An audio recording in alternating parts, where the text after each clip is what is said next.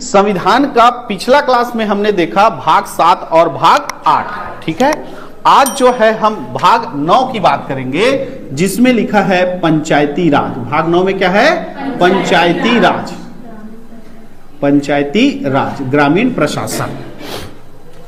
जब संविधान बन रहा था, ठीक है, देखो पंचायती राज जिसको हम लोग स्थानीय स्वशासन बोलते हैं, कि लोग जो है निचले स्तर से क्या कर रहे हैं? प्रशासन संभाल रहे हैं, है ना। तो ये अगर इसके इतिहास की बात करें तो ये चोल राजाओं के द्वारा चालू किया गया था। पंचायती राज जो है किसके द्वारा चालू किया गया था? चोल वंश के राजाओं के द्वारा चालू किया गया था पहली बार। स्थानीय स्वशासन मतलब ग्रामीण निचले दर्जे के क्षेत्र तक लोगों को प्रशासन में क्या करना? शामिल करना। यही स्थानीय स्वशासन क्या कहलाता है? पंचायती राज कहलाता है। नीचे से नीचे स्तर के लोगों को, नीचे से नीचे क्षेत्र को आप किसमें शामिल कर रहे हो? प्रशासन। अब मान लो एक बड़ा सा क्षेत्र है, राजा ही उसका सर्वोच्च अधिकारी हो गया, 2-4 मंत्री संतरी हो गया, खत्म। तो ये निचला स्तर जुड़ा क्या इसमें? नहीं। लेकिन चोल राजाओं ने क्या किया कि राजा है, राजा के नीचे मंत्री संतरी हैं, है ना, राजा का पूरा साम्राज्य है, उस साम्राज्य को छोटे छोटे क्षेत्रों में बांट दिए, है ना, उसका एक मंत्री संतरी रख दिए, फिर नीचे को और बांट दिए। ऐसा जैसे हमारा देश अभी बटा हुआ है, पहले क्या है? राज्य देश है, देश के बाद राज्य है, राज्य के बाद जिला है, जिला के अंदर तहसील है, और तहसील के अंदर गांवों में फिर जिला पंचायत, जनपद पंचायत क्या है? ऐसे नीचे स्तर तक हमारे प्रशासन से क्या हुआ है? जुड़ा हुआ है। ऐसी ही निचले स्तर तक को प्रशासन में जोड़ना क्या कहलाता है? स्थानीय स्वशासन कहलाता है। और इसको चालू किया गया था किस वंश के द्वारा? चोल वंश के द्वारा सबसे पहले भारत में चालू किया गया था, ठीक। और ये जो वर्तमान का जो हमारा स्थानीय स्वशासन दिखता है, ये ब्रिटिश काल में आया था। और ब्रिटिश काल में एक वायसराय आए थे जिसका नाम था लॉर्ड रिपन। Lord Ripon. देखो ब्रिटिश काल में पहले क्या था? एक जो था वायसराय था, वायसराय के अंतर्गत बहुत सारे क्या थे? पूरा भारत देश में एक प्रमुख अधिकारी कौन होता था? वायसराय। और उसके अंतर्गत बहुत सारे क्या होते थे? प्रांत। और प्रांत में एक एक जने क्या होता था? गवर्नर। एक एक जने क्या होता था? गवर्नर, ठीक। उसके बाद तहसील व्यवस्था थी, सब था। लेकिन इस लॉर्ड रिपन ने क्या किया कि निचले स्तर को भी प्रशासन में जोड़ने के लिए जिला बोर्ड का गठन किया। किसका गठन किया? जिला बोर्ड का गठन किया 1882 में। कब किया? 1882 में। तो 1882 में जिला बोर्ड का गठन कर इसने निचले स्तर को कहां से जोड़ दिया? प्रशासन से जोड़ दिया। यानी यहीं से ही किसकी शुरुआत हो गई? स्थानीय स्वशासन की। स्थानीय स्वशासन की शुरुआत भारत में हो गई। इसीलिए इस लॉर्ड रिपन को स्थानीय स्वशासन का जनक या पिता कहते हैं। स्थानीय स्वशासन का जनक या पिता कहलाता है कौन? Lord Ripon. क्योंकि इसी ने ही 1882 में भारत के निचले स्तर को प्रशासन से जोड़ने के लिए क्या किया था? जिला बोर्ड का गठन किया था 1882 में। तो आपको क्वेश्चन आएगा कि स्थानीय स्वशासन की शुरुआत भारत में कब से हुई? 1882 से। कब से हुई? 1882 से। स्थानीय स्वशासन को भारत में लाने वाला कौन था? Lord Ripon. कौन था? Lord Ripon. स्थानीय स्वशासन का जनक या पिता किसे कहा जाता है? लॉर्ड रिपन को कहा जाता है। लॉर्ड रिपन को कहा जाता है। अब ये स्थानीय स्वशासन जो है ब्रिटिश काल में चल रहा था, ठीक। अब हमारा संविधान बनने का टाइम आया, है ना। हमारा संविधान सभा का गठन कब हुआ? 1946। तो गांधी जी का विचार था कि भारत में राम राज्य जैसा शासन हो, है ना। प्रत्येक व्यक्ति जो है प्रशासन में हिस्सा ले और प्रत्येक व्यक्ति भारत सरकार से क्या हो? खुश हो, है ना। इसलिए जो गांधी विचारधारा वाले नेता थे संविधान सभा में, वो चाहते थे कि संविधान में पंचायती राज को जोड़ा जाए। संविधान में किसको जोड़ा जाए? पंचायती राज को जोड़ा जाए। पर इसके विरोध में खड़े हो गए कौन? B.R. अम्बेडकर। क्यों खड़े हो गए? उनका विचार सुनो। देखो, पंचायती राज को संविधान सभा में जोड़ना बहुत अच्छी बात है, क्यों अभी जोड़ा गया ना, अच्छा चल रहा है। तो उस समय B.R. अम्बेडकर ने क्यों विरोध किया, है ना। तो कारण यह था, B.R. अम्बेडकर का कहना यह था कि ब्रिटिश शासन चल रहा था, गांवों की जो सत्ता है वो किसके हाथों में थी? जो सेठ साहूकार थे, बड़े बड़े पैसा वाले थे, उनके हाथों में थी, है ना। अभी उन सब से छुटकारा मिला है लोगों को। ब्रिटिश सरकार था, और ब्रिटिश जो है गांव में अपना नेता किसको बनाता था? जो वहां धनवान व्यक्ति होता था, जो ज्यादा टैक्स वसूल करके ब्रिटिश सरकार को दे देता था, वो गांव का गोटिया हो जाता था। ऐसी होता था। तो B.R. अम्बेडकर का कहना था कि अगर हम संविधान में अभी पंचायती राज को लागू लाते हैं और गांवों में पंचायत की शुरुआत करते हैं तो वापस जो सत्ता है उन्हीं सेठ साहूकारों के हाथों में चली जाएगी, धनवान व्यक्तियों के हाथ में। अब मान लो सरपंच चुनाव लड़ना है गांव में, वो गरीब व्यक्ति थोड़े लड़ेगा, कौन लड़ेगा? वो जो पैसा वाला है, जिसके हाथ में पहले सत्ता थी, वापस वही सरपंच बन जाएगा। ऐसा विचार था किसका? बी.आर. अंबेडकर का, है ना। तो अब दोनों बीच में बहस होने लगा, किसके किसके बीच में। कुछ लोग चाहते थे कि संविधान में पंचायती राज को शामिल किया जाए और कुछ लोग चाहते थे कि बी.आर. अंबेडकर चाहते थे कि संविधान में अभी पंचायती राज को न शामिल किया जाए, है ना। तो फिर एक नेता थे जिसका नाम था के संथानन। क्या नाम था? के संथानन। इसने कहा कि पंचायती राज को डाल दो कहां? अनुच्छेद नंबर 40, याद करो, भाग 4, है ना। भाग 4 में, है ना, भाग 4 राज्य के नीति निर्देशक तत्व में, है ना। भाग 4 में जो है पंचायती राज को शामिल कर दो, क्योंकि पंचायती भाग 4 में क्या है? राज्य के नीति निर्देशक तत्व है, यानी राज्य को कल्याणकारी और अच्छा बनने के लिए जो जो चीजें हैं वो कहां बताया गया है? भाग 4 में। लेकिन उसको लागू करना या ना करना किसके ऊपर डिपेंड करता है? राज्य के ऊपर। तो ये पंचायती राज को भाग 4 में डाल दो। अब वो राज्य का टेंशन रहेगा कि वो उसको लागू करे कि ना करे। तुम लोग टेंशन मत लो, लड़ो मत आपस में। संविधान सभा में कौन बोल रहा है? कोई बोल रहा है उसको शामिल करो, बी.आर. अंबेडकर वाले लोग बोल रहे हैं नहीं शामिल करना है, तो के संथानन बीच में, लड़ो मत, चुपचाप कहां डाल दो? केंद्र, है ना, तो राज्य के नीति निर्देशक तत्व में। अब तुम लोग का टेंशन नहीं, किसका टेंशन है? राज्य का टेंशन है, उसको लागू करना है कि नहीं करना है ना। ऐसा भाग 4 के अनुच्छेद नंबर 40 में जो है, अनुच्छेद नंबर 40 में किसको जोड़ा गया? पंचायती राज को जोड़ा गया, पंचायती राज को जोड़ दिया गया। समझ में आ गया इतिहास? पहले जो है पंचायती राज या स्थानीय स्वशासन की शुरुआत किसके द्वारा किया गया? चोल राजाओं के द्वारा किया गया, ठीक। और जब ब्रिटिश काल आया तो ब्रिटिश काल में कौन वायसराय हुआ? Lord Ripon. इसी ने ही 1882 में जिला बोर्ड का गठन करके स्थानीय स्वशासन की भारत में शुरुआत की। इसीलिए इस लॉर्ड रिपन को स्थानीय स्वशासन का जनक या क्या कहा जाता है? पिता कहा जाता है, ठीक। और जब संविधान सभा बन रहा था तो विरोध होने लगा, कुछ लोग शामिल करना चाहते थे और कुछ लोग शामिल नहीं करना चाहते थे। तब नेता कौन थे? के संथानन। इनके ही विचार से किया गया कि पंचायती राज को कहां रख दिया गया? भाग 4 राज्य के नीति निर्देशक तत्व के अनुच्छेद नंबर 40 में, और राज्यों के ऊपर छोड़ दिया गया कि तुमको लागू करना है कि नहीं करना है। क्लियर है? अब जो है संविधान में इसको शामिल नहीं किया गया, कहां रखा गया? भाग 4 में। अब ये सही है कि नहीं है? अब केंद्र सरकार को सताने लगा किसको? पंडित जवाहरलाल नेहरू को, कि पंचायती राज स्थानीय स्वशासन का हमको क्या करना है? शुरुआत करना है। तो किस राज्य से? तो राजस्थान। राजस्थान को उन्होंने चुना और सन था 1952 2 अक्टूबर 1952 इन्होंने स्थानीय स्वतंत्रता के बाद स्थानीय स्वशासन को जारी करने के लिए, स्थानीय स्वशासन जो है संवैधानिक रूप से पूरे जगह लागू हो सकता है क्या? नहीं हो सकता, क्योंकि इसको कहां रखे हैं? राज्य के नीति निर्देशक तत्व में। तो इस स्थानीय स्वशासन को कहीं ना कहीं तो प्रयोग करके देखना पड़ेगा। तब 2 अक्टूबर 1952 को सामुदायिक विकास कार्यक्रम के नाम से इसको चालू किया गया। किस नाम से? सामुदायिक विकास कार्यक्रम। सामुदायिक विकास कार्यक्रम ये असफल हो गया, जैसा चाह था वैसा मिल नहीं पाया, है ना। तो स्थानीय स्वशासन को लागू करने के लिए स्वतंत्रता के बाद पहला जो योजना चला था उसका नाम क्या था? सामुदायिक विकास कार्यक्रम। कब चला था? 2 अक्टूबर 1952 को, जो कि क्या हो गया? असफल हो गया। फिर टेंशन, कुछ नया लाना पड़ेगा, है ना। तो फिर आपने 1 साल बाद क्या किया? एक नया योजना लाया 2 अक्टूबर 1953 को, राष्ट्रीय विस्तार सेवा। क्या लाया? राष्ट्रीय विस्तार सेवा। 2 अक्टूबर 1953 को क्या लाया गया? राष्ट्रीय विस्तार सेवा। राष्ट्रीय विस्तार सेवा। और ये भी क्या हो गया? असफल। ये भी क्या हो गया? असफल। दिमाग खराब हो गया, है नहीं? केंद्र सरकार का दिमाग, चालू कर रहा हूं, असफल हो रहा है, क्या किया जाए, है ना। पहला 2 अक्टूबर 1952 को क्या चालू किया? सामुदायिक विकास कार्यक्रम चालू किया। और 1 साल बाद 2 अक्टूबर 1953 को क्या चालू किया? राष्ट्रीय विस्तार सेवा। अब केंद्र सरकार को समझ में नहीं आ रहा है कि क्या किया जाए। तो जब आप कोई काम करते हो, एक बार दो बार आपको नहीं मिलते ही सफलता, तो आप 4 जने से विचार विमर्श करते हो ना। हाँ, वैसी ही केंद्र सरकार ने सोचा कि मैं जो कार्यक्रम योजना लागू कर रहा हूं वो क्या हो रहा है, असफल। तो किसी समिति को बोलना पड़ेगा कि वो जांच पड़ताल करे कि ये क्यों असफल हो रहा है और ऐसा क्या चीज जोड़ा जाए कि वो क्या हो, सफल हो।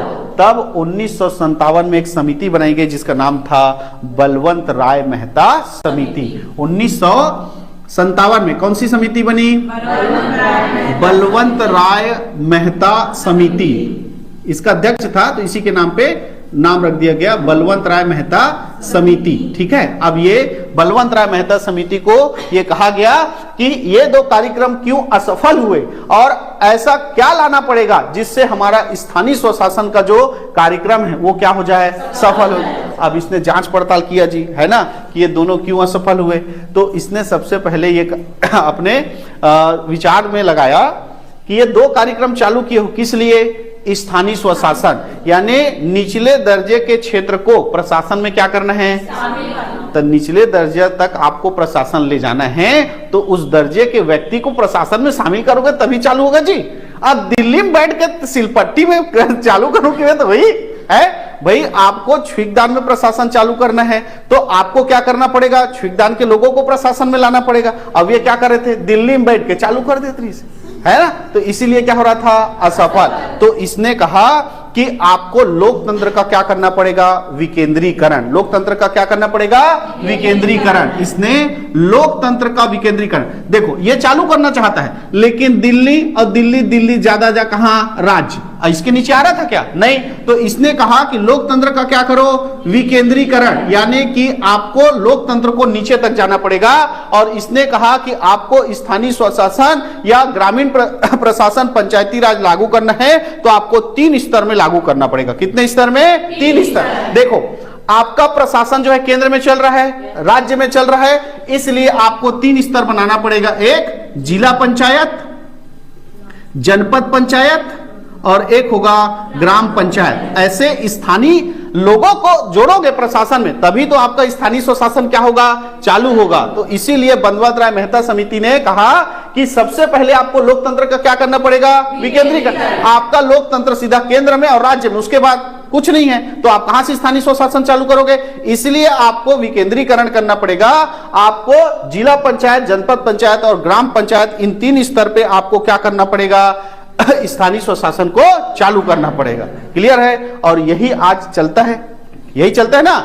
इसीलिए इसको लोकतंत्र के विकेंद्रीकरण का पिता कहते हैं, किसको, बलवंत राय मेहता। इसी के रिपोर्ट के आधार पर ही फिर जिला पंचायत, जनपद पंचायत और राज्य ग्राम पंचायत का क्या होगा, गठन होगा। तो इसी ने ही लोकतंत्र का क्या किया, विकेंद्रीकरण किया। इसीलिए इसको क्या कहते हैं, लोकतंत्र के विकेंद्रीकरण का क्या कहते हैं, पिता, या पंचायती राज का आधार जो इन्होंने बनाया है। जैसे क्या किया इसने, पूरा रचना किया ना, पंचायती राज कैसे होगा, तो जो रचना करते हैं उसी को क्या बोलते हैं, शिल्पकार, है ना, वास्तुकार। तो इसीलिए इसको बलवंत राय मेहता को ग्राम पंचायत का क्या कहते हैं, वास्तुकार या शिल्पकार कहते हैं। स्थानीय स्वशासन या पंचायती राज का वास्तुकार या शिल्पकार कहलाता है कौन, अब ध्यान से सुनना, पंचायती राज का गठन किसके द्वारा, उसका जनक कौन कहलाता है, पंचायती राज का जनक कौन कहलाता है, लॉर्ड रिपन। और पंचायती राज का वास्तुकार या शिल्पकार कौन कहलाएगा, क्लियर है। स्थानीय स्वशासन का जनक पूछेगा तो लॉर्ड रिपन, लेकिन उसका क्या पूछेगा, वास्तुकार या शिल्पकार पूछेगा तो कौन आएगा, बलवंत राय मेहता। अब इसी के रिपोर्ट के आधार पर पंडित जवाहरलाल नेहरू ने राजस्थान के नागौर जिला के बगदरी गांव, कौन सा गांव, बगदरी, कौन सा राज्य, राजस्थान। राजस्थान का कौन सा जिला, नागौर जिला। नागौर जिला का कौन सा गांव, बगदरी गांव। और यहां पर 2 अक्टूबर 1959 देखो ये समिति बनी का 57, इसका रिपोर्ट आया और इस रिपोर्ट के आधार पर 2 अक्टूबर 1959 को राजस्थान के नागौर जिला के बगदरी गांव से जो है किसकी शुरुआत हो गई, पंचायती राज की शुरुआत हो गई, पंचायती राज की शुरुआत हो गई। क्लियर है। तो पंचायती राज की शुरुआत कब हुई, 2 अक्टूबर 1959। कहां से? राजस्थान के नागौर जिला के बगदरी गांव से पंचायती राज की क्या हो गई? शुरुआत। देखो पंचायती राज को लाने के लिए क्या पापड़ बेलना पड़ रहा है नहीं? पहले कौन लाया था? चोल राजाओं के द्वारा लाया गया था, और ब्रिटिश काल में लॉर्ड रिपन ने जिला बोर्ड का गठन किया 1882 में। यहीं से जो है स्थानीय प्रशासन की शुरुआत हुई भारत में, इसीलिए इनको स्थानीय स्वशासन का जनक क्या क्या कहा जाता है? पिता कहा जाता है। और इसको संविधान सभा में जोड़ना चाहते थे, लेकिन कुछ लोगों जैसे B.R. अम्बेडकर ने इसका क्या किया? विरोध किया। तब के संथानन के कहने पर इस पंचायती राज को भाग 4 राज्य के नीति निर्देशक तत्वों के कहां शामिल किया गया? अनुच्छेद नंबर 40 में शामिल किया गया। अब स्थानीय स्वशासन को लाने के लिए जो केंद्र सरकार है, उन्होंने 2 अक्टूबर 1952 को एक कार्यक्रम चलाया जिसका नाम क्या था? सामुदायिक विकास कार्यक्रम। लेकिन वो क्या हो गया? असफल हो गया। फिर एक साल बाद 2 अक्टूबर 1953 को राष्ट्रीय विस्तार सेवा के नाम से कार्यक्रम चलाया स्थानीय स्वशासन को लाने के लिए, लेकिन वो भी क्या हो गया? असफल हो गया। वो भी क्या हो गया? असफल। अब 2 असफलताओं के बाद दिमाग खराब हो गया केंद्र सरकार का। तब उसने एक समिति बनाया 1957 में, जिसका नाम क्या था? बलवंत राय मेहता समिति। और इसने पूरा समझा और कहा कि सबसे पहले तो लोकतंत्र का क्या करना पड़ेगा? विकेंद्रीकरण।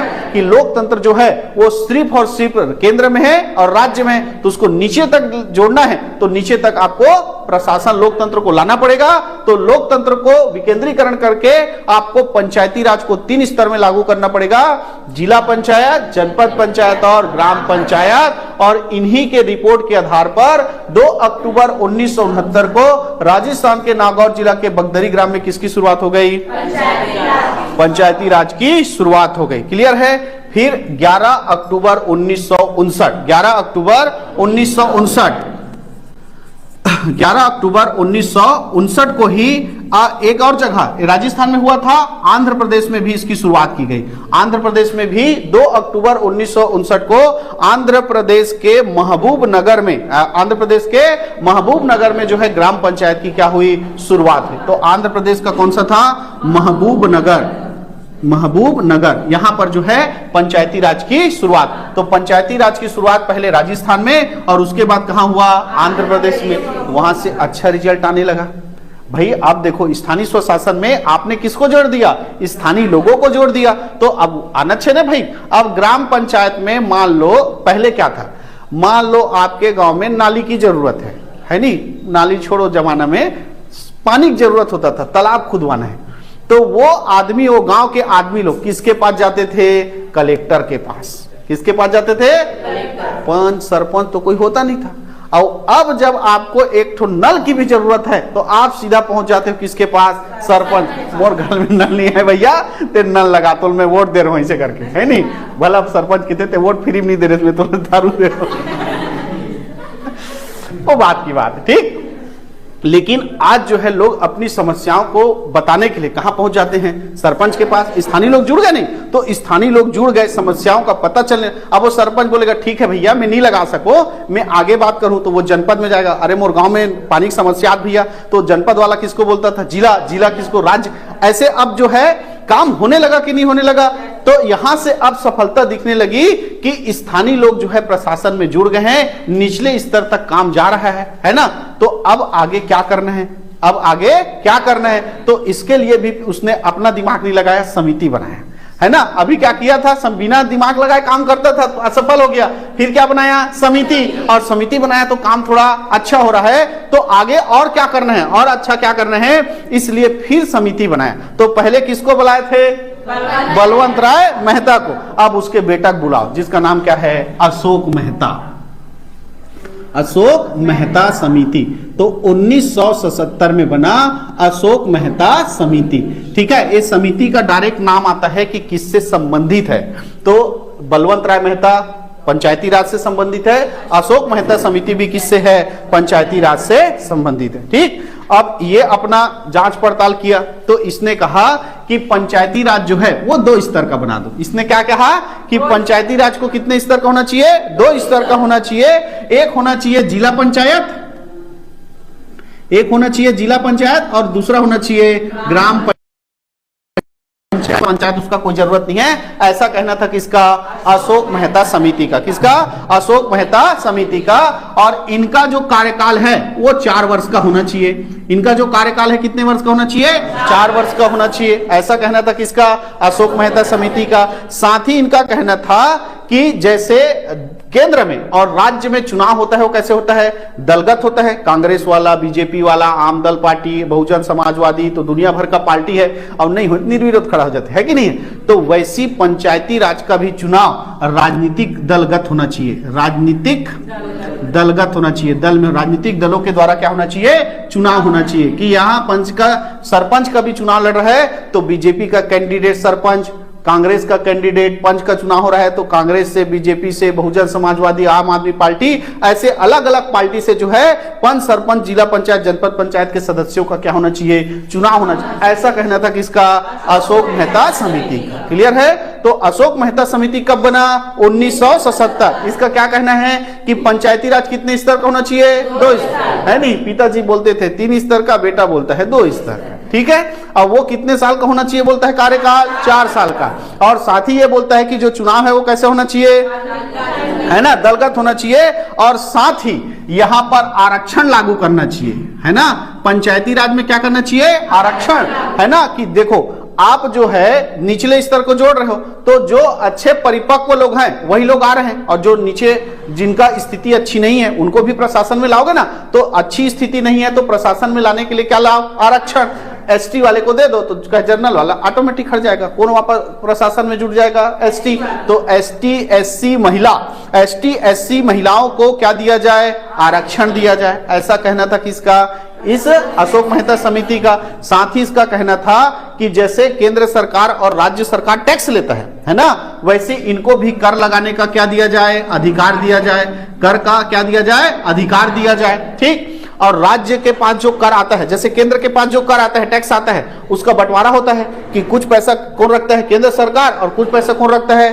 राज्य सरकार। तो राज्य के पास भी जो कर आता है, टैक्स आता है, उसमें भी बंटवारा होना चाहिए कि कुछ पैसा राज्य रखे और कुछ पैसा किसको भेज दे? इस स्थानीय स्वशासन को भेज दे। तो ऐसा कर बंटवारे के लिए क्या होना चाहिए? वित्त आयोग होना चाहिए। ऐसा कहना था किसका? अशोक मेहता समिति का। तो अशोक मेहता समिति बनी कब? 1977। इसने क्या कहा कि पंचायती राज कितने स्तर का होना चाहिए? 2 स्तर का होना चाहिए। साथ ही इसने कहा कि जो कार्यकाल है वो कितने वर्ष का होना चाहिए? 4 वर्ष का। और चुनाव कैसे होना चाहिए? राजनीतिक दलों के आधार पर होना चाहिए। चुनाव में आरक्षण देना चाहिए, साथ ही कर लगाने का उनको अधिकार देना चाहिए, है ना? और कर उनको प्राप्त हो रहा है तो कर का बंटवारा करने के लिए क्या बनाना चाहिए? वित्त आयोग बनाना चाहिए। ऐसा कहना था किसका? अशोक मेहता समिति का। ठीक है? अशोक मेहता समिति। अरे यार अच्छा खासा अच्छा चला था, दुनिया भर के बता दी है कि नहीं है? मस्त 3 स्तर में चल रहा था जी, और उसका बेटा था लंबा चौड़ा बता थे, है कि नहीं?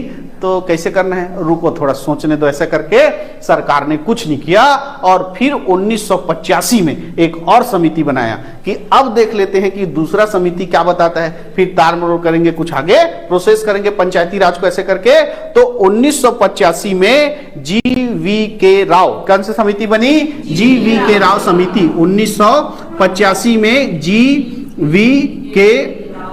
राव समिति ये बनी। अब ते बता भैया का करना है पंचायती राज के लिए? ऐसा करके एक समिति फिर बना दिया सरकार ने, जिसका नाम क्या रखा? GV.K. राव समिति, है ना? GV.K. राव समिति। ये इनका एक और लेवल बढ़ गया। पहले बलवंत राय ने कहा था 3 स्तर, अशोक मेहता ने कहा था, ये बोलता है 4 स्तर का होना चाहिए। कितने स्तर का? 4। राज्य पंचायत, जिला पंचायत, जनपद पंचायत और ग्राम पंचायत। ऐसा स्थानीय स्वशासन में राज्य को भी जोड़ दो। ऐसा करके इसने कहा, क्या कहा कि जो पंचायत राज है वो कितने स्तर का होना चाहिए? 4 स्तर का होना चाहिए। ऐसा इसने कहा। और साथ ही इसने कहा कि आप पंचायती राज लागू किए हो, अब पंचायती राज जो है उसका कोई आधार नहीं है, एक योजना के तहत क्या हो रहा है? चल रहा है, एक योजना के तहत चल रहा है। जब चाहे उसको क्या कर सकते हो? बंद कर सकते हो। तो पंचायती राज ऐसा है जैसे बिना जड़ का घास, बिना जड़ का घास, है ना? घास बस है, जड़ नहीं है। पंचायती राज जी उसको संविधान में लागू किए रहे। अब बताओ, जैसे राज्य है, राज्य संविधान में है, उसको तोड़ के बताओ, बन पाएगा क्या? नहीं। लेकिन अभी पंचायती राज संविधान में है क्या?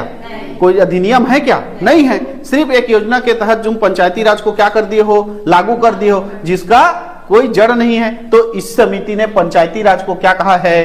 बिना जड़ का घास कहा है। इंपॉर्टेंट क्वेश्चन है, किस समिति ने पंचायती राज को बिना जड़ का घास कहा था? तो कौन सा था? GV.K. राव समिति। कौन सा था? GV.K. राव समिति। ठीक, ये तो अब पंचायती राज के बुराई करते है कि नहीं है? तो इसका कहा थोड़ी मानेंगे। फिर एक समिति बनाया 1986 में, लक्ष्मी मल सिंघवी समिति। क्या बनाया? 1986 में लक्ष्मी मल सिंघवी समिति। 1986 में बना कौन सा समिति? लक्ष्मी मल सिंघवी समिति। लक्ष्मी मल सिंघवी समिति। लक्ष्मी मल सिंघवी समिति। और इस समिति ने सबसे पहले कहा कि तुम पंचायत को चाहे जितने स्तर का करना है करो, जो भी करना है करो, पहले पंचायती राज को क्या दो? संवैधानिक दर्जा। पहले पंचायती राज को क्या दो? संवैधानिक दर्जा दो, संविधान में शामिल करो, तभी पंचायती राज का भला आगे कुछ हो सकता है। तो सबसे पहले पंचायती राज को संवैधानिक दर्जा देने की बात किस समिति ने की थी? तो कौन सा था? इसने इसी कारण इसको क्या कहा था? बिना जड़ का घास कहा था। तो ये बोलता नहीं जी बिना जड़ का घास है तो जड़ लगा संविधान में दर्जा, ये नहीं बोला, ये समिति नहीं बोला। अगला जो समिति बना कौन सा? 1986 में लक्ष्मी मल सिंघवी समिति। इसने पहचाना कि उसने क्यों बिना जड़ का क्या कहा है? घास कहा है। इसीलिए इसने कहा कि पंचायती राज को सबसे पहले क्या करो? संवैधानिक दर्जा दो, और इसको 3 स्तर का ही रहने दो। कितने स्तर का? 3 स्तर का ही रहने दो। जिला पंचायत, जनपद पंचायत और कौन सा? ग्राम पंचायत। ठीक, और इनके चुनाव के लिए राज्य चुनाव आयोग का गठन किया जाए। किसका गठन किया जाए?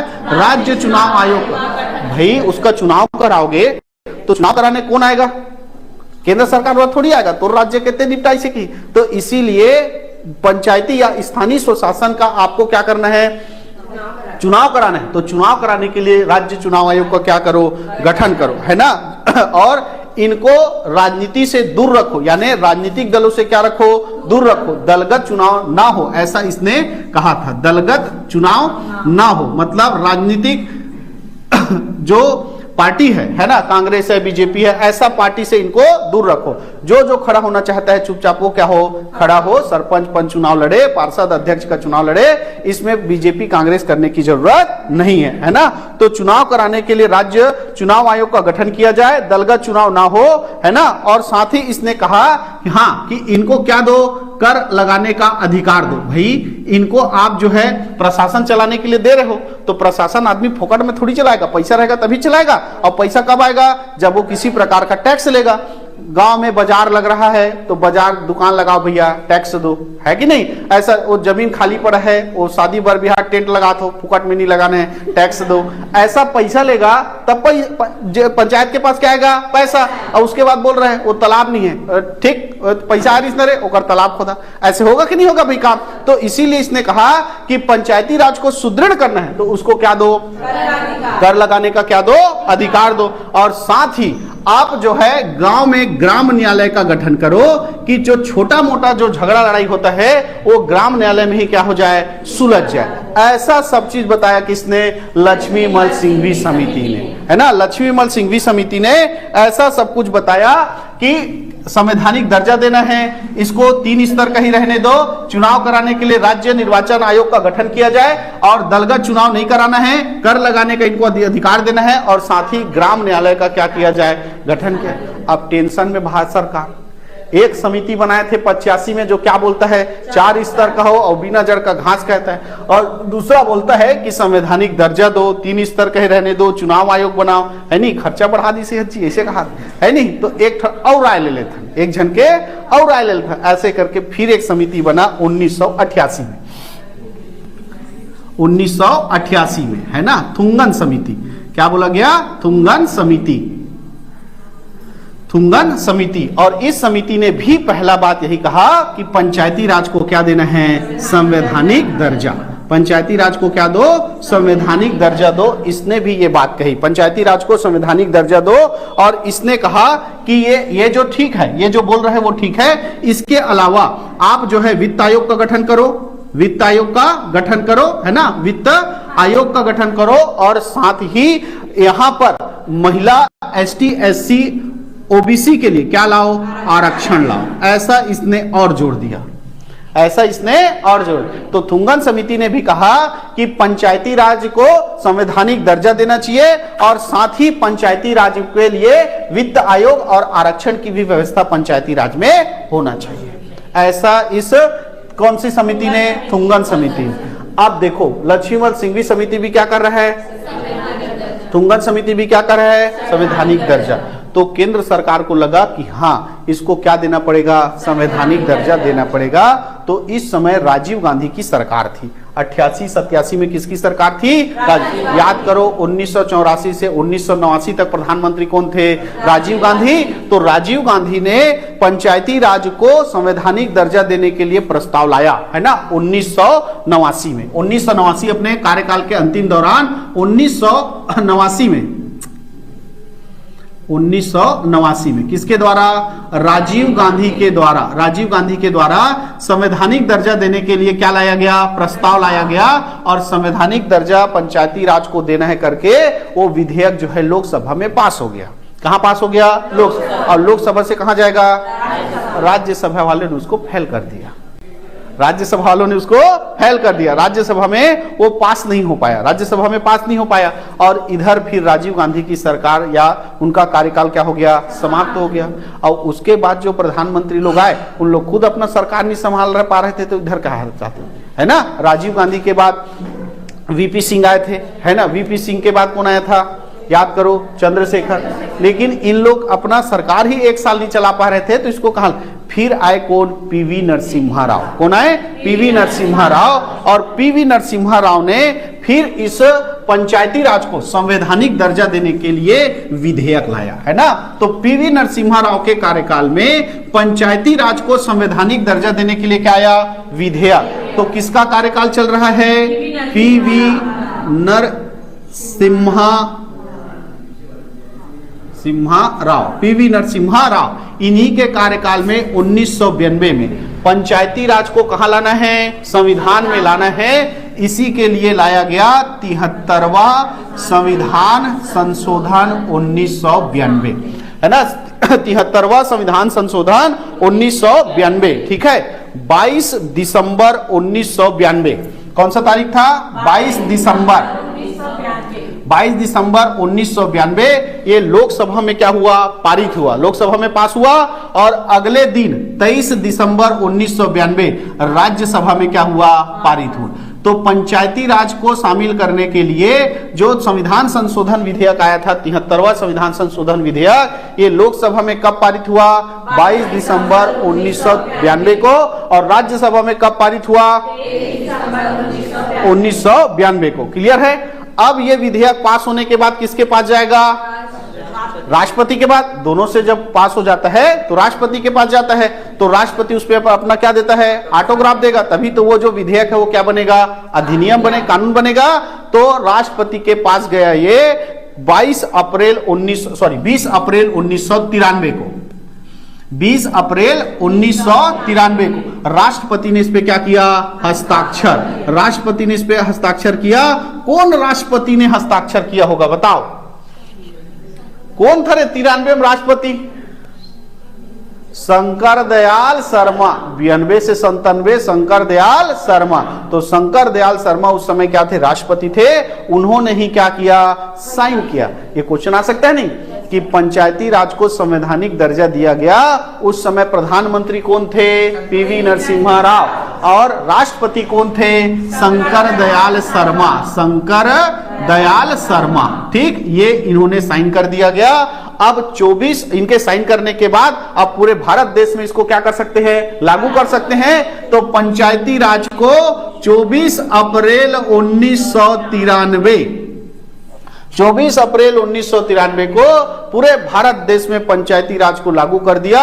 उसी दिन से हम 24 अप्रैल को मनाते हैं पंचायती राज दिवस। क्या मनाते हैं, पंचायती राज दिवस। समझ में आया। तो इस तरह से संविधान में पंचायती राज को जोड़ा गया और पूरे भारत देश में पंचायती राज को क्या किया गया, लागू किया गया। कब लागू हुआ पंचायती राज, 24 अप्रैल 1993। अब कई बुक में देखना ये 73वां संविधान संशोधन 92 लिखा रहता है और कई बुक में 93 लिखा रहता है। हाँ, 92 और 93 अलग अलग बुक में देखना लिखा रहता है। आप लेना कौन सा? 92, क्योंकि वो कब आया था? 92। तो वो नाम क्या है उसका? 73वां संविधान संशोधन विधेयक 1992। वो पास हुआ लोकसभा में 22 दिसंबर को, फिर वो पास हुआ राज्यसभा में 23 दिसंबर। भला राष्ट्रपति उस पर साइन कब करेगा? 20 अप्रैल 1993। किस पर साइन कर रहा है वो? 73वां संविधान संशोधन 1992 पे साइन कर रहा है वो। तो वो कौन सा था? वो 73वां संविधान संशोधन 1992। कई बुक में 93 लिखा रहता है, देख लेना, सुधार लेना। स्पष्ट है कि क्यों 92 और 93? 92 में आया था, 93 में साइन करके लागू किया गया, इसलिए कई बुक में 93 लिखा है। लेकिन वो है कौन सा भाई? 92 है। वो है कौन सा? 92। ठीक है। जैसे अभी कल पीएससी आज आया, कल पीएससी का आया नहीं? तो जो कल पीएससी का नोटिफिकेशन आया वो लोक सेवा आयोग का कौन सा नोटिफिकेशन है? 2024 का। पेपर होगा कहाँ? 25। ऐसा, ठीक है। वैसी ये 92 में आया और ये 93 में लागू हुआ, है ना। तो पंचायती राज जो है कब लागू हुआ?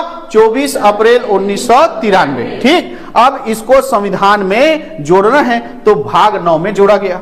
भाग 9 को रखा गया था कि क्या जोड़ना है? पंचायती राज। लेकिन वही बहस हुआ तो इसको कहां डाल दिया गया? राज्य के नीति निर्देशक तत्व में डाल दिया गया था।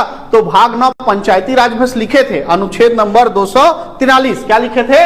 अनुच्छेद नंबर 243 लिखे थे, लेकिन आगे कुछ लिख नहीं पाए क्योंकि बहस हो गया था, है ना। तो इसीलिए इस संविधान संशोधन के बाद पंचायती राज को भाग 9 के अनुच्छेद नंबर 243 के आगे 243 ए से लेकर ओ तक जोड़ा गया। अनुच्छेद नंबर 243 ए से लेकर कहां तक है? ओ। 243 ए, 243 बी, 243 सी, ऐसे करके 243 ओ तक जो है वो क्या है? पंचायती राज के बारे में अनुच्छेद। साथ ही इसके लिए बनाया गया अनुसूची नंबर 11। पंचायती राज के लिए क्या बनाया गया? अनुसूची नंबर 11। और अनुसूची नंबर 11 में पंचायती राज को जोड़ा गया और इस अनुसूची नंबर 11 के तहत पंचायती राज को 29 विषय दिए गए। कितने विषय? 29 विषय दिए गए जिस पर वो क्या कर सकता है? काम कर सकता है ना। पंचायती राज को कितने विषय दिए गए? 29 विषय। अब मान लो तुम्हारे ग्राम पंचायत में पुलिस थाना खुल गए तो पुलिस पर थोड़े तुम नियम कानून बनाओगे, है कि नहीं है? क्योंकि पुलिस किसका विषय है? राज्य। तो वैसी पंचायती राज जो है किस पर कानून बना सकता है, कर लगा सकता है। ऐसे कितने विषय दिए गए? 29 विषय दिए गए। और पंचायती राज के लिए कौन सा अनुसूची जोड़ा गया? अनुसूची नंबर 11। तो पंचायती राज इस तरह से भाग 9 में है। अनुच्छेद नंबर 243, 243 ए से लेकर ओ तक। और साथ ही कौन से अनुसूची में है? 11। और पंचायती राज में कितने विषय हैं? कितने विषय हैं? 29 विषय हैं। और इस पंचायती राज के लिए, पंचायती राज को अब हर एक राज्य में क्या करना है? लागू करना है। तो पंचायती राज को राज्य सूची के विषय में ही रखा गया। किसमें रखा गया? राज्य सूची के विषय में रखा गया। यानी इस अब हर राज्य में पंचायती राज स्थानीय स्वशासन को क्या करना है? लागू करना है, क्योंकि 24 अप्रैल से पूरे देश में क्या करना है? लागू हो गया है। लेकिन कौन सा राज्य किस नियम, किस कानून के तहत, किस स्तर का बनाएगा, वो राज्य को छोड़ दिया गया। यानी पंचायती राज को कहां डाल दिया गया? राज्य सूची के विषय में। तो हमारा जब ये 1993 था तो छत्तीसगढ़ तो था ही नहीं। क्या था? मध्य प्रदेश था।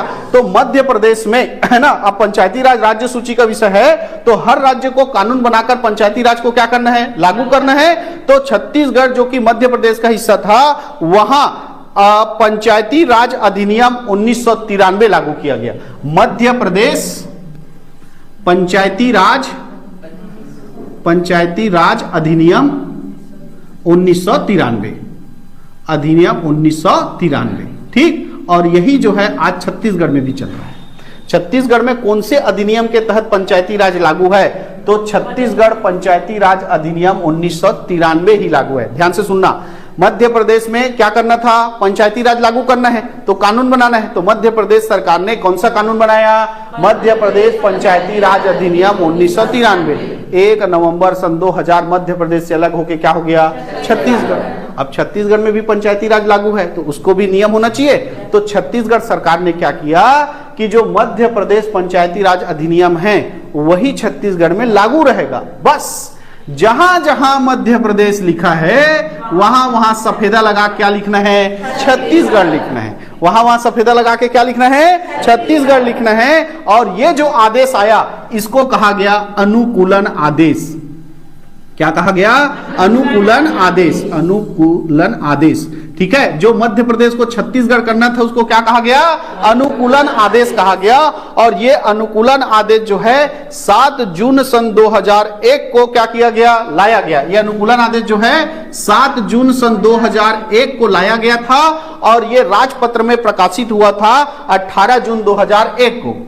18 जून 2001 को। देखो छत्तीसगढ़ के जो मंत्री संतरी वो है विधानमंडल है, उसने ऐसा आदेश कि मध्य प्रदेश पंचायती राज अधिनियम 1993 चल रहा है, वही चलेगा, बस मध्य प्रदेश के जगह क्या लिखना है, छत्तीसगढ़। ये आदेश को क्या कहा गया, अनुकूलन आदेश। ये कब आया, 7 जून 2001 को। और ये राजपत्र में कब प्रकाशित हुआ, 18 जून 2001 को।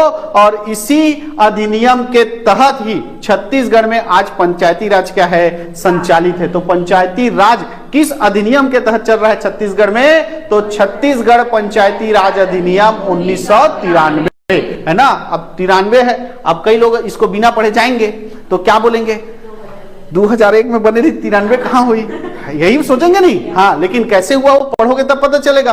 तो पंचायती राज अधिनियम जो है वो मध्य प्रदेश में बना था 1993 में, वही जो है छत्तीसगढ़ में लागू है। मध्य प्रदेश की जगह सफेदा लगा क्या लिख दिए है, छत्तीसगढ़। तो आज भी पंचायती राज जो है छत्तीसगढ़ पंचायती राज अधिनियम 1993 के तहत संचालित है, जिसमें 15 अध्याय, 4 अनुसूची और 132 धाराएं हैं। ये जो अधिनियम है छत्तीसगढ़ पंचायती राज अधिनियम, इसमें कितना अध्याय है, 15 अध्याय। कितना अध्याय है, 15 अध्याय है। ठीक है, 15 अध्याय। और कितना अनुसूची है, 4 अनुसूची, 4 अनुसूची। और कितना 132 क्या है, धाराएं हैं। ठीक है, ये इसी के तहत ही छत्तीसगढ़ पंचायती राज का क्या होता है, संचालन होता है। क्लियर है।